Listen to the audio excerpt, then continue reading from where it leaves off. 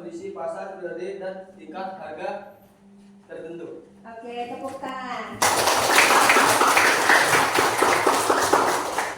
Lantas, sebelum kita memulai pelajaran, dicek masing-masing tempat duduknya sudah rapi atau belum. Ya.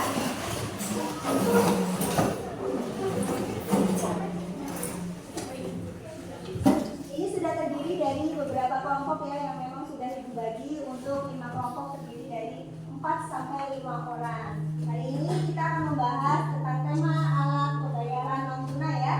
Oke.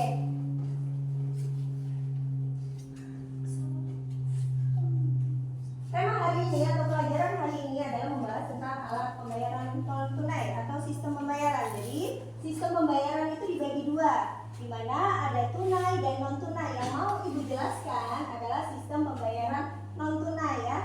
Untuk sistem pembayaran tunai, non tunai itu ada beberapa contoh yang Ibu terapkan di sini. Ya.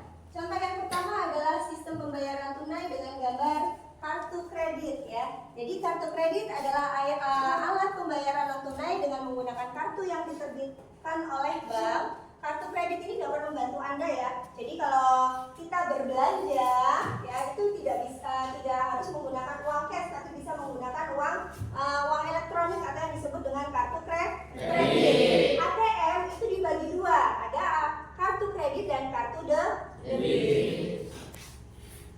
Lalu selanjutnya yang kedua adalah kartu debit ya. Jadi kartu debit itu dikenal dengan kartu plastik atau yang sering kita sebut dengan yang namanya ATM. Sudah sering lihat ATM? Sudah tahu bentuknya ATM? Sudah. Tapi kalau punya sudah belum? Belum. Ya. Jadi ATM itu bentuknya seperti kartu plastik. Dia bisa menggunakan untuk berbelanja kapan saja dan bisa dicairkan kapan saja dan dimanapun, termasuk di ATM ya. Bedanya dengan kartu debit ya, kartu kredit. Kalau kartu kredit itu ibaratnya kita ngutang dulu ya, beli barang dibayar oleh kartu kredit, tetapi nanti tagihan itu akan dibayarkan di kemudian hari ya, sesuai dengan berapa jumlah yang kita pakai. Tetapi kalau kartu debit ini sesuai dengan saldo yang kita punya ya. Jadi kalau saldo kita itu ada 1 juta di dalam ATM, ya 1 juta itu yang bisa buat belanja. Tetapi kalau kartu kredit itu tidak terbatas nilainya ya, tidak terbatas. Kita mau belanja 1 juta, mau belanja 2 juta, asal nanti kita bisa membayar atau ada tagihan setiap 1 bulan sekali. Lanjut. Contoh yang nomor 3 itu adalah cek ya, di mana cek adalah surat perintah tanpa syarat ya, dari bank kepada bank yang memelihara rekening giro nasabah untuk membayar sejumlah uang kepada pihak yang disebutkan di dalamnya atau pemegang kartu cek ya. Jadi cek itu juga berupa sebuah uang elektronik, tetapi di dalam kertas. Ada tanda tangan nama pemiliknya dan ada tanda tangan banknya ya. Jadi kalau kita mau berbelanja atau membeli suatu barang, jadi tidak hanya menggunakan kartu ATM, bisa menggunakan cek. Tetapi kalau dia sudah modelnya pakai cek, berarti nilainya lebih besar ya, bisa 100 juta, bisa 200, bahkan 1 M gitu. Tetapi cek ini ada masa pakainya. Paham anak-anak? Paham. Yang kedua, yang selanjutnya adalah bilet giro ya. Bilet giro adalah bentuk produk bank ya, yang berupa simpanan atau individu atau perusahaan yang dapat ditarik kapanpun melalui cek. Jadi kalau kita mau mencairkan giro itu melalui cek. Tadi kita sudah belajar cek ya. Jadi cek itu adalah surat perintah dari bank yang untuk pemegang. Yang terakhir yaitu adalah mobile banking ya. Mobile banking itu adalah sebuah layanan dalam bentuk aplikasi untuk mentransaksi perbankan melalui ponsel atau smartphone. Jadi M-Banking itu ada aplikasinya di dalam HP ya. Mungkin kalian sudah pernah tahu ya, atau orang tuanya yang punya M-Banking ya. M-Banking itu atau disebut juga dengan mobile banking ya. Jadi kita punya aplikasinya. Kenapa harus pakai mobile banking? Itu sebenarnya memudahkan kita. Kita mau bayar listrik ya, mau beli pulsa, itu bisa kita gunakan melalui M-Banking atau mobile banking. Nah, sudah jelas anak-anak dari sini pemahaman tentang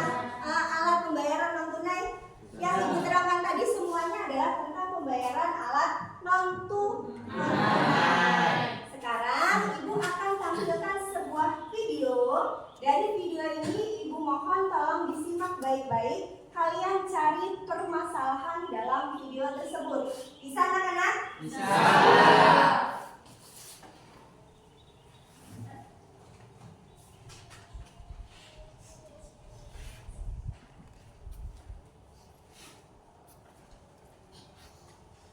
Sejak tahun 2014, Indonesia telah merencanakan agenda Cashless Society. Cashless Society adalah kondisi di mana masyarakat tidak lagi bertransaksi menggunakan uang tunai, namun beralih menggunakan uang elektronik maupun alat pembayaran menggunakan kartu.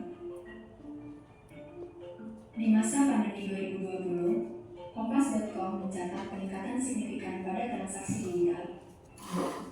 Dana mencatat transaksi online tumbuh sebanyak 15%. Begitu pula dengan OVO yang mendulang kenaikan hingga 100%. Dengan adanya pandemi ini, akankah agenda tersebut terwujud dalam waktu dekat?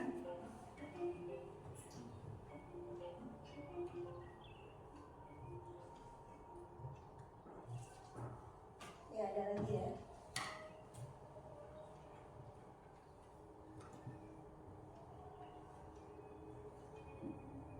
Masyarakat Indonesia, terutama milenial di perkotaan, memang sudah terbiasa dengan digital payment. Sebut saja Dana, OVO, GoPay, dan masih banyak lagi. Agenda dengan nama Gerakan Nasional Non-Tunai atau GNT mencanangkan transformasi Indonesia menuju Cashless Society.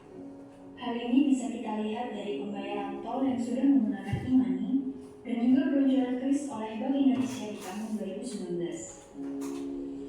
KRIS adalah QR Code yang dikeluarkan oleh Bank Indonesia sebagai standar pembayaran digital melalui aplikasi uang elektronik server base, dompet digital, maupun mobile banking.